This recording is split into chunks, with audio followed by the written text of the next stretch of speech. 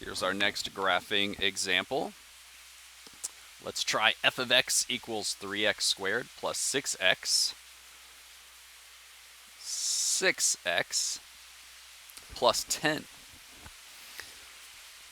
So of course we'll go through the 5 properties, starting with, does it open up or down? Well, does this function's parabola open up or down? We're going to look at the value of a. Here a equals 3. That's a positive number. So this function opens up. Okay, 1 down. Property number 2 is to determine the equation for the axis of symmetry. We use the b and the a. It's negative b over 2 times a. So for us, that would be negative 6 over 2 times 3, which turns out to be negative 6 over 6, which is negative 1. So our axis of symmetry is the vertical line at x equals negative 1. Okay.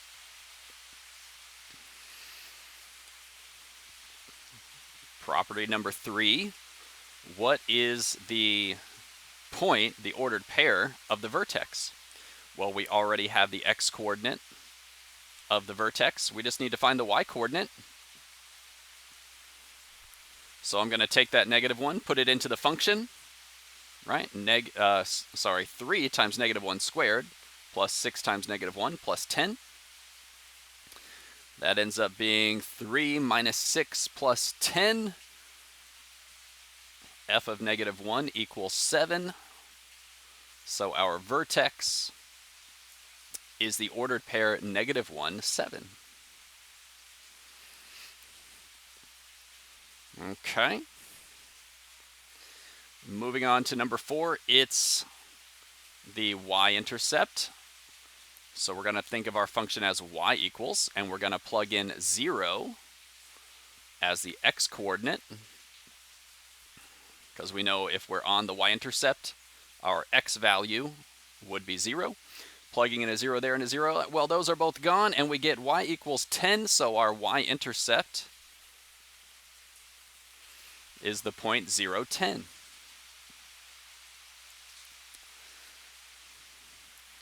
And finally, the X-intercepts, usually this is the most work because it involves a quadratic formula. We're going to find the X-intercept, so that means we put the y as the 0 and leave this as 3x squared plus 6x plus 10. Quadratic formula will help us solve. We've got our a, our b, and our c right there. Let's plug those in.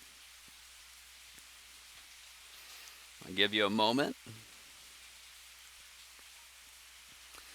Solving would give us x equals negative 6 plus or minus the square root of 6 squared minus 4 times 3 times 10, all divided by 2 times 3.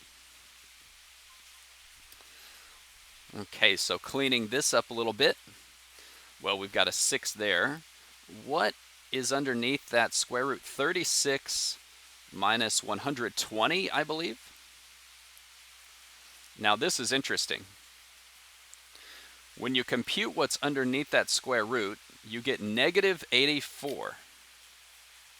Make that really clear here on my paper. Now 84, you know, I guess we could deal with, but the fact that it's negative is really an issue. So a negative under the square root, of course, would mean that it would involve I. So we can say, you know what, this piece right here tells me that we're going to get an imaginary, right? But if we're graphing, we don't graph imaginary numbers.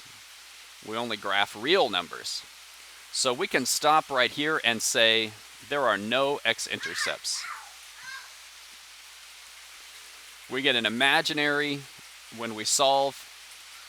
You know, we could answer with imaginaries, but graphing-wise, we're not going to do it.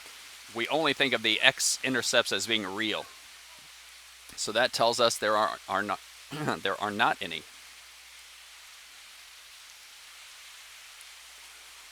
Okay, what does that mean graphically? So hoping you guys wrote all this down, because I'm going to put it out over this way and pick up my graph paper. Let's try and pull the camera out a little bit. Okay.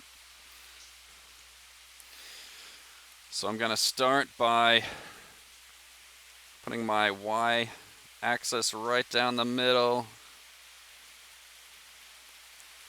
And I think that's, you can probably see that okay. All right, something like that.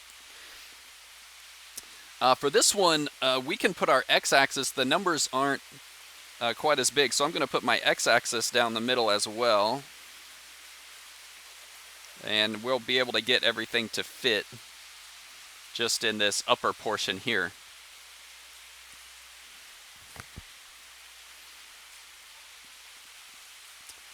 Okay. So we know that our parabola is going to point up, but that doesn't help us graph a whole lot. Let's start with number 2. The axis of symmetry is at -1. So I'll identify -1 and I'll make a dashed line right there.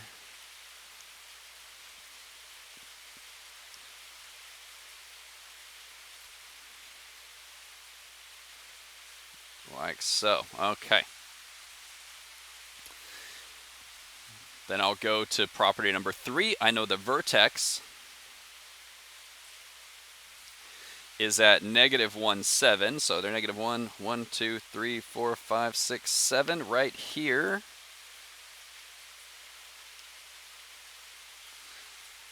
is my vertex.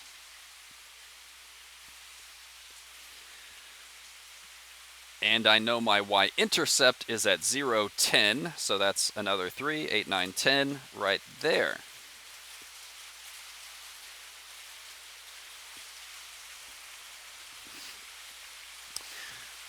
All right.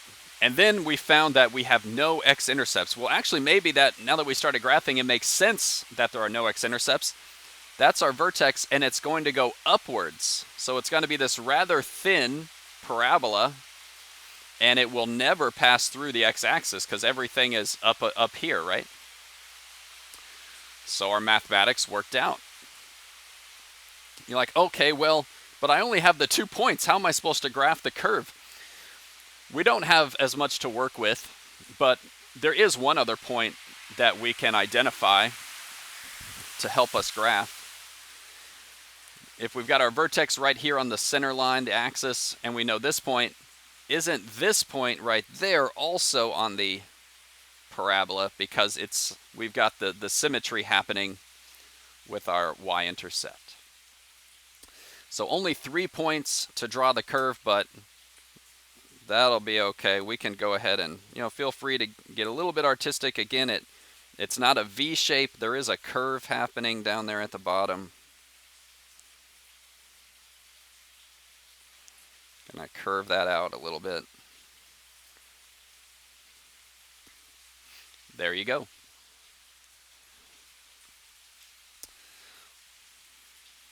Okay, very nice. It turns out there is one other type of problem that will come out in this section. So we finished part B. Let me put that to the side.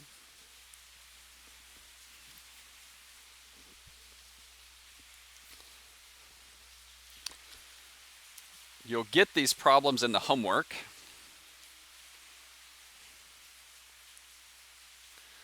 That ask about the maximum or the minimum. So let's talk about this. Find the maximum or minimum of f of x, and here f of x equals -4x squared plus 12x minus 5. Now, what do they even mean, and how does this connect to graphing? Find the maximum or minimum. What do they even... So they don't say it, but the maximum or the minimum, they're implying the y value. Find the highest or the lowest y value on the parabola. You think, well, okay, the highest, well, which one? Like, are they asking for the highest? Are they asking for the lowest? We could find both. Think about the possibilities for the graph. If your parabola opens down, then there is a highest point. There's a maximum. If your parabola opens up, there's a lowest point, or a minimum.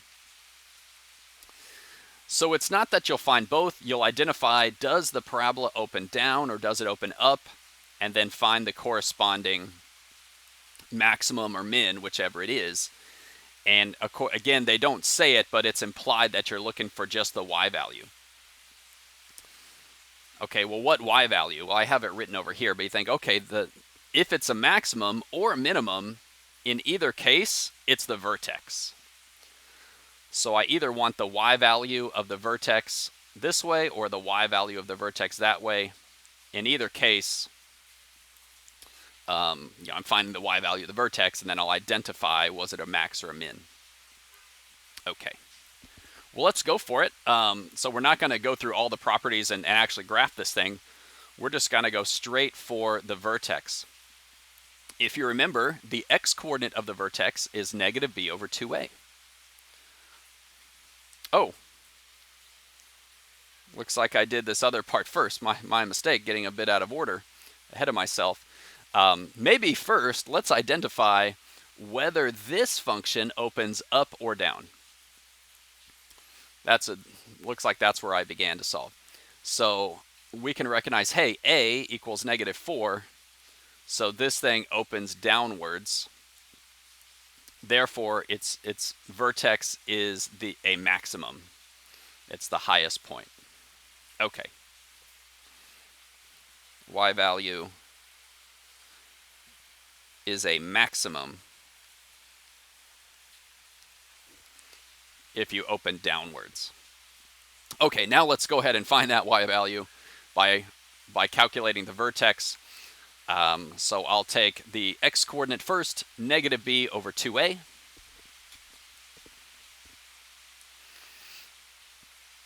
And in this case, that's going to be negative 12 over negative 8, which is 3 over 2. You could use the decimal here, 1.5. I'm going to use 3 over 2. How do I find the y value of the vertex if I know the x value? I'll plug it back into the function. So putting that in, f of 3 over 2, plugging it in for both the x's. Grab your calculator, of course, at that point, and crunch that out. I think it actually turns out to be a fairly nice number. Yeah, it just works out to be 4.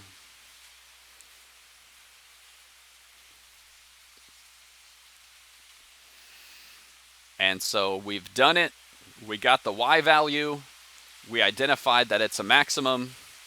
So our final answer here, we have a maximum of 4. We don't have to graph the whole thing. We just need to know how it opens and the y value of the vertex. Okay.